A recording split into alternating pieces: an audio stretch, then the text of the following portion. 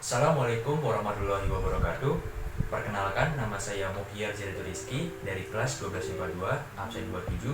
Di video kali ini saya akan menjalankan ujian praktik kelompok peminatan IPA yang terdiri dari kimia, biologi, fisika, dan bahasa Indonesia. Topik ujian kali ini adalah uji bahan makanan. Dan berikut adalah video ujian praktik saya. Baik, sekarang saya akan mempresentasikan hasil penelitian yang sudah saya lakukan. Judul penelitian yang saya lakukan adalah uji kandungan karbohidrat pada makanan menggunakan betadine. Landasan teori yang saya gunakan adalah sebagai berikut. Makanan adalah kebutuhan primer bagi manusia. Makanan adalah sumber tenaga utama untuk manusia dalam melakukan aktivitas sehari-hari. Makanan dapat diperoleh dari berbagai sumber, baik hewani maupun nabati. Di setiap makanan juga terkandung zat gizi yang beraneka ragam yang nantinya dibutuhkan oleh tubuh manusia, seperti karbohidrat, protein, lemak, vitamin, dan mineral. Dari berbagai zat gizi tersebut, ada salah satu zat yang berperan sangat penting bagi tubuh manusia, terutama sebagai sumber energi. Zat tersebut adalah karbohidrat. Karbohidrat merupakan senyawa karbonil alami yang memiliki gugus hidroksil. Beberapa yang masuk dalam golongan karbohidrat diantaranya adalah gula atau monosakarida serta polimernya, yaitu polisakarida dan oligosakarida. Polisakarida biasanya memiliki molekul besar dan kompleks dibandingkan monosakarida serta oligosakarida. Biasanya polisakarida berwarna putih namun tidak memiliki bentuk kristal, tidak manis, dan tidak bersifat reduksi. Salah satu contoh dari polisakarida adalah amilum. Amilum adalah karbohidrat kompleks yang tidak larut di dalam air, berwujud bubuk putih, tawar, dan tidak berbau. Zat amilum banyak ditemukan pada beberapa bagian tanaman seperti umbi, mempurur batang sagu, beras, tanaman tapioka, dan jagung. Hewan dan manusia juga memanfaatkan amilum sebagai sumber energi untuk beraktivitas. Untuk mengetahui kandungan amilum dalam suatu makanan, dapat dilakukan percobaan dengan menggunakan larutan iodin seperti betadine. Jika bahan makanan terdeteksi oleh betadine dan berubah warna menjadi ungu atau biru kehitaman, maka makanan tersebut mengandung amilum. Semakin gelap perubahan warna yang terjadi, maka semakin tinggi juga kandungan amilum pada suatu bahan makanan. Sedangkan jika tidak ada perubahan warna, maka bahan makanan tersebut tidak mengandung amilum. Rumusan masalah dalam penelitian ini adalah: yang pertama, bagaimana cara mengetahui kandungan karbohidrat dalam suatu bahan makanan? Yang kedua, apa saja bahan makanan yang mengandung karbohidrat? Tujuan dari penelitian ini adalah: yang pertama, melaksanakan kegiatan ujian praktik kelompok peminatan IPA. Yang kedua, menguji kandungan karbohidrat pada suatu bahan makanan menggunakan betadine. Dan yang ketiga, mengidentifikasi jenis makanan yang mengandung karbohidrat. Hipotesis dari penelitian ini adalah terdapat kandungan karbohidrat atau amilum pada bahan makanan yang diuji. Adanya kandungan karbohidrat atau amilum pada bahan makanan ditandai dengan perubahan warna menjadi ungu atau biru kehitaman.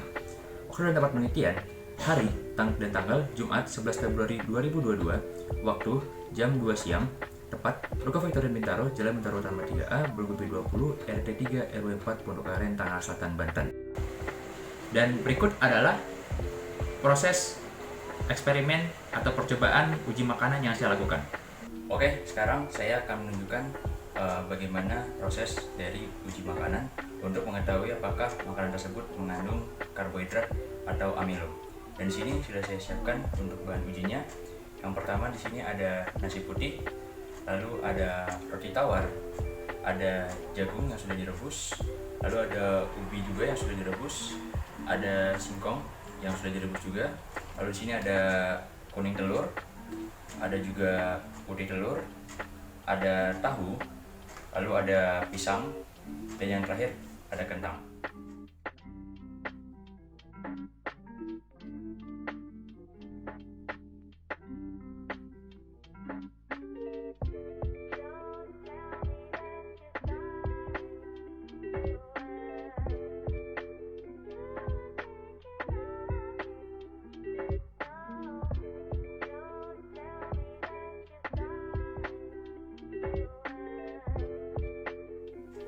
Lalu untuk alat-alat yang saya gunakan, yang pertama adalah ulakan dari kayu.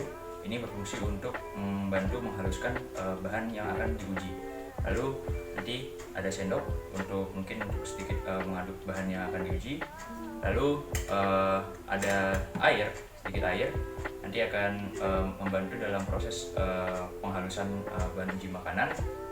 Lalu ada betadine. Ya, betadine ini berfungsi untuk menguji apakah di makanan tersebut mengandung amilum atau karbohidrat. Dan saya juga menggunakan sarung tangan untuk bagian dari keselamatan dalam bekerja. Baik, kita akan mulai untuk proses uji makanannya. Oke, jika semua bahan dan alat sudah siap, dan sudah diberi label penamaan, maka kita bisa mulai ke tahap yang pertama. Sebelum kita mulai, kita harus menggunakan sarung tangan terlebih dahulu sebagai bagian dari metode ilmiah keselamatan kerja.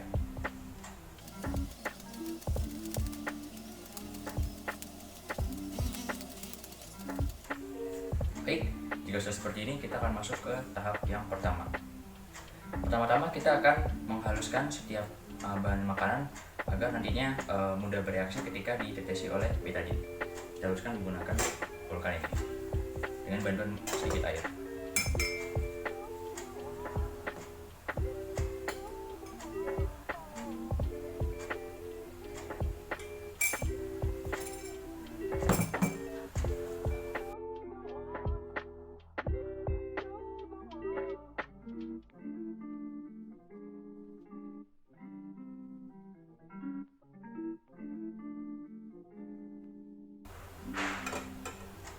Baik, jika bahan makanan pertama sudah terlihat halus, maka kita bisa melanjutkan ke bahan makanan yang kedua untuk dihaluskan. Tapi sebelum itu, kita harus mengelap alat untuk penghalusnya menggunakan tisu agar tidak terjadi kontaminasi di bahan makanan yang lainnya.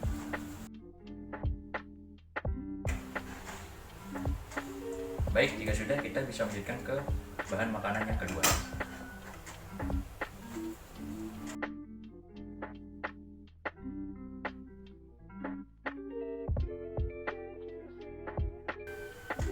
Jika bahan makanan kedua sudah halus, kita bisa lanjut ke bahan makanan ketiga. Tapi sebelum itu, kita harus mengelap kembali alat uji coba agar tidak jadi kontaminasi.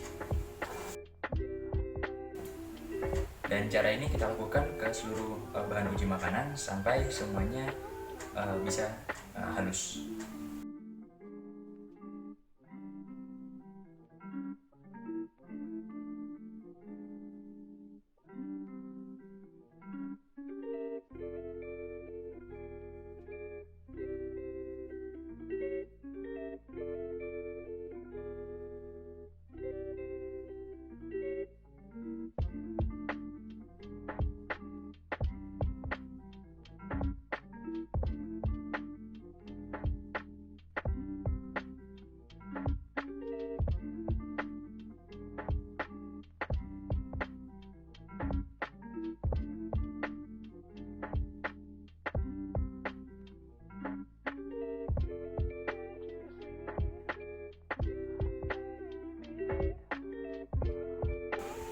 Baik, jika semua bahan makanan sudah halus, maka langkah selanjutnya adalah kita akan menetesi setiap bahan makanan dengan betadin. Untuk takarannya, di setiap makanan kita akan tetesi 3 tetes betadin. Kita tambahkan 2 tetes lagi karena sepertinya 3 terlalu sedikit. Maka setiap makanan akan kita tetesi 5 tetes betadin. Bahan makanan kedua itu roti tawar.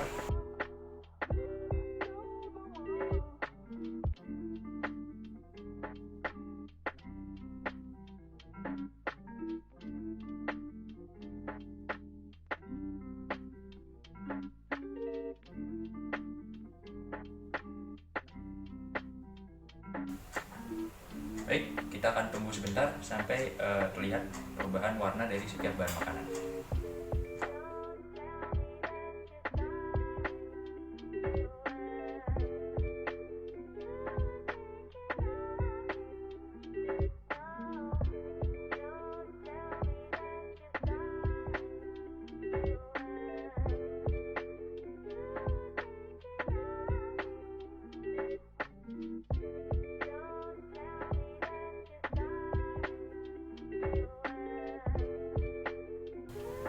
Oke, selanjutnya kita akan melakukan uji makanan yang mengandung amilum, yaitu dengan cara dikunyah dalam mulut. Nah, untuk proses mengunyahnya, kita akan menggunakan alat bantu berupa sendok untuk memasukkan bahan makanan ke dalam mulut. Kita mulai dari bahan makanan yang pertama dan sampai ke bahan makanan yang terakhir.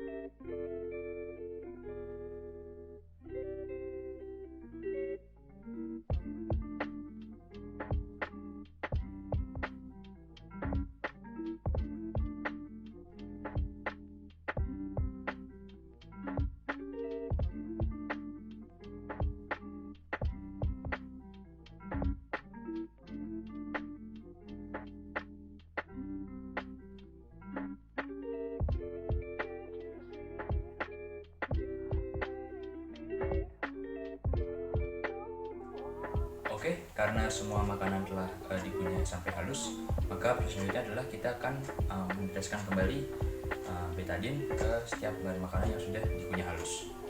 Untuk takarannya sendiri sama seperti sebelumnya, yaitu 5 tetes di setiap bahan makanan.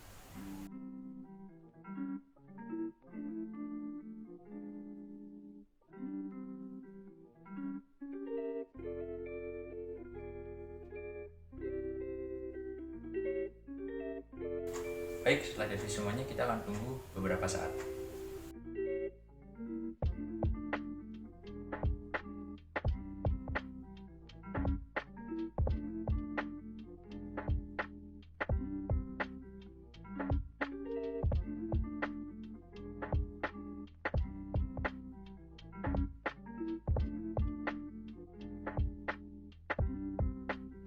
Berikut adalah hasil dari percobaan atau penelitian yang sudah saya lakukan.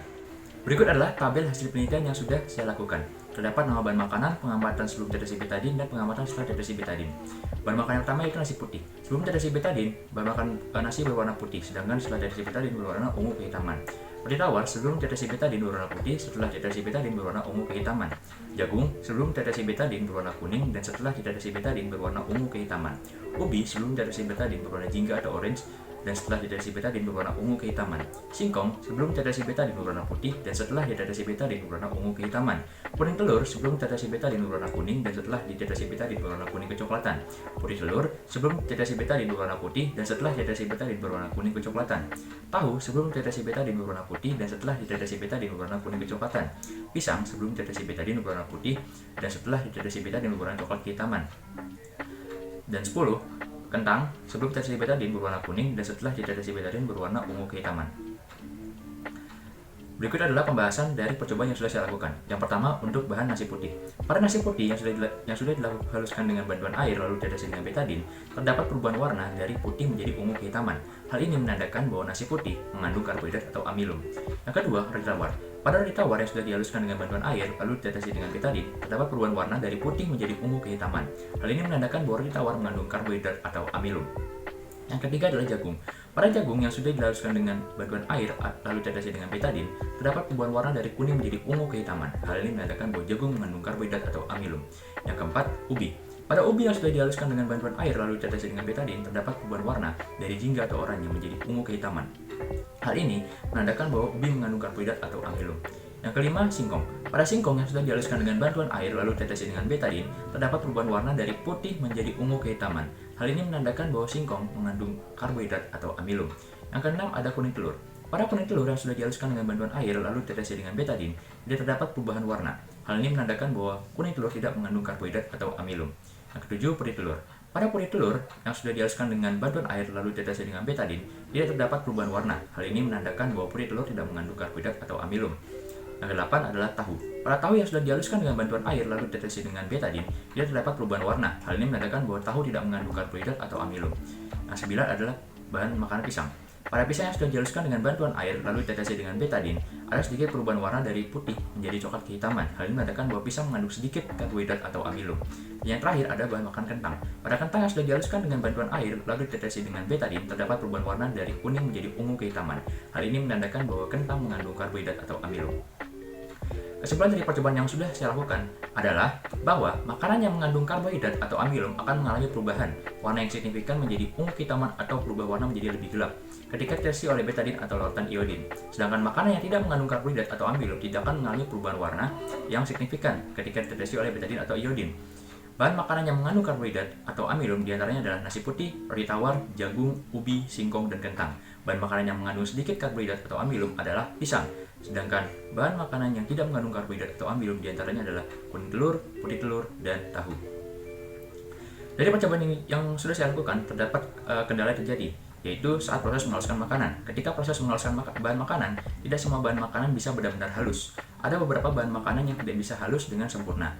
Oleh karena itu, perlu alat yang lebih baik daripada ulekan untuk bisa menghaluskan bahan makanan, contohnya seperti blender. Dan terakhir, ini adalah daftar pustaka yang saya gunakan dalam penelitian ini. Oke, selanjutnya saya akan menjawab 3 pertanyaan dari mata pelajaran fisika terkait metode ilmiah dan keselamatan kerja. Pertanyaan yang pertama adalah, jelaskan langkah-langkah utama dalam metode ilmiah. Metode ilmiah merupakan suatu prosedur atau cara pembacaan masalah dengan menggunakan langkah-langkah yang telah disusun secara sistematis. Langkah-langkah tersebut dilaksanakan melalui konsep dasar berpikir ilmiah, yaitu analitis, logis, objektif, konseptual, dan empiris. Metode ilmiah dimulai dari mengidentifikasi masalah. Caranya dengan mengamati lingkungan di sekitar atau juga bisa mengidentifikasi masalah melalui artikel maupun buku-buku yang ada. Oleh karena itu, identifikasi masalah sangat penting sebelum melakukan penelitian. Berikut adalah langkah-langkah metode ilmiah. Yang pertama adalah merumuskan masalah. Ada beberapa hal yang perlu diperhatikan ketika merumuskan masalah. Hal yang pertama adalah perumusan masalah berupa kalimat pertanyaan yang ingin dijawab dalam penelitian. Yang kedua, rumusan masalah yang dibuat harus dapat diuji atau diobservasi untuk menjawab pertanyaan tersebut. Dan yang ketiga, kalimat pertanyaan harus jelas dan mudah dimengerti. Metode ilmiah yang kedua adalah menyusun teori dasar atau kajian literatur. Setelah ada rumusan masalah, maka yang harus dilakukan selanjutnya adalah menyusun dasar teori untuk penelitian. Caranya adalah bisa dengan mengkaji berbagai literatur seperti buku, penelitian terdahulu, atau artikel jurnal yang berkaitan dengan topik yang ingin diteliti. Yang ketiga adalah membuat hipotesis. Hipotesis adalah dugaan sementara atas rumusan masalah penelitian. Hipotesis ini harus berdasarkan dasar teori yang sudah ada dan bersifat objektif atau terukur. Yang keempat adalah menetapkan variabel penelitian. Variabel penelitian terdiri dari 3, yaitu variabel terikat, variabel bebas, dan variabel kontrol. Yang kelima adalah menetapkan prosedur kerja. Prosedur kerja merupakan langkah-langkah kerja yang terperinci dan runtut. Urutan langkah kerja ini dibuat ringkas, namun dapat menggambarkan secara tepat pekerjaan yang harus dilakukan. Yang keenam adalah melakukan eksperimen atau pengujian hipotesis. Untuk menguji hipotesis yang sudah ada, maka perlu adanya sebuah eksperimen, misalnya eksperimen di laboratorium, observasi langsung, atau melakukan survei. Selain itu, perlu juga disiapkan tabel data pengamatan sebelum melakukan eksperimen agar memudahkan dalam mencatat hasil penelitian. Yang ketujuh, mengolah dan menganalisis data. Data yang telah diperoleh dari uji hipotesis dicatat dan diolah ke dalam bentuk tabel, grafik, atau diagram, sehingga mudah untuk dianalisis. Dalam mengolah dan menganalisis data, perlu adanya hubungan antara data dengan dasar teori yang sudah ada. Yang kedelapan adalah membuat kesimpulan. Hasil analisis data menghasilkan suatu pola atau kecenderungan. Pola ini dapat dijadikan landasan untuk menarik sebuah kesimpulan. Kesimpulan adalah suatu pernyataan yang merangkum apa yang sudah dilakukan dalam kegiatan penelitian. Dalam menyusun suatu kesimpulan, harus diputuskan apakah data yang dikumpulkan mendukung hipotesis atau tidak. Selain itu, suatu penelitian juga perlu diulang beberapa kali sebelum dapat menarik suatu kesimpulan. Dan yang terakhir adalah publikasi hasil penelitian. Setelah ada kesimpulan dari penelitian, maka hasilnya bisa dipublikasi dalam bentuk tulisan yang berupa laporan ilmiah dan juga bisa dipublikasikan dalam bentuk lisan berupa presentasi dalam forum-forum ilmiah. Pertanyaan kedua dari mata pelajaran fisika adalah, berdasarkan percobaan yang telah kamu lakukan, kelompokkan kegiatan yang telah kamu lakukan ke dalam tahapan metode ilmiah.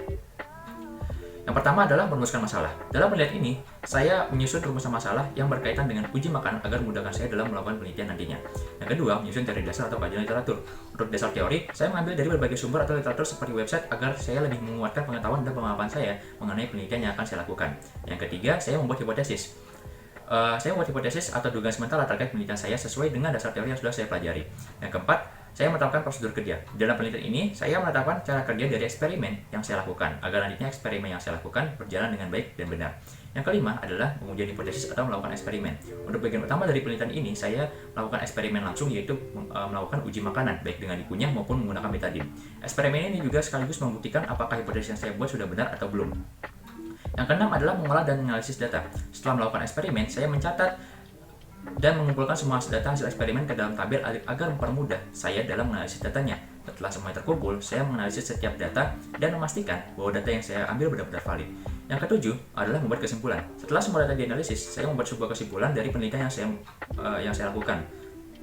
Kesimpulan adalah hasil akhir dari apa yang sudah saya lakukan, mulai dari merumuskan masalah sampai dengan menganalisis data. Dan yang kedelapan adalah mempublikasikan hasil penelitian. Setelah adanya kesimpulan yang saya buat, saya mencatat seluruh langkah-langkah metode ilmiah yang saya lakukan dalam sebuah laporan penelitian yang nantinya akan saya publikasikan ke pihak sekolah agar nantinya bisa bermanfaat ke depannya. Pertanyaan ketiga dari mata pelajaran fisika adalah, jelaskan 3 hal yang harus dilakukan sebagai bagian dari keselamatan kerja pada percobaan kali ini. Pertama, yaitu mencuci tangan sebelum dan setelah melakukan percobaan. Hal ini dilakukan agar semua bahan untuk percobaan steril dan tidak terkontaminasi oleh bakteri dari tangan. Dan setelah melakukan percobaan juga harus mencuci tangan agar tidak ada sisa kotoran dari hasil percobaan yang menempel di tangan. Yang kedua adalah memakai sarung tangan selama percobaan. Hal ini dilakukan agar tangan tetap steril dan tidak terkontaminasi zat-zat berbahaya dari bahan-bahan percobaan. Dan yang ketiga adalah membuang sampah sisa percobaan ke tempat yang seharusnya. Hal ini dilakukan agar sampah sisa percobaan tidak membuat lingkungan menjadi kotor dan terkontaminasi oleh zat-zat berbahaya sisa percobaan. Demikian ujian praktik kelompok peminatan IPA yang sudah saya lakukan. Apabila terdapat kesalahan atau kekurangan, mohon dibukakan pintu maaf yang sebesar-besarnya. Wassalamualaikum warahmatullahi wabarakatuh.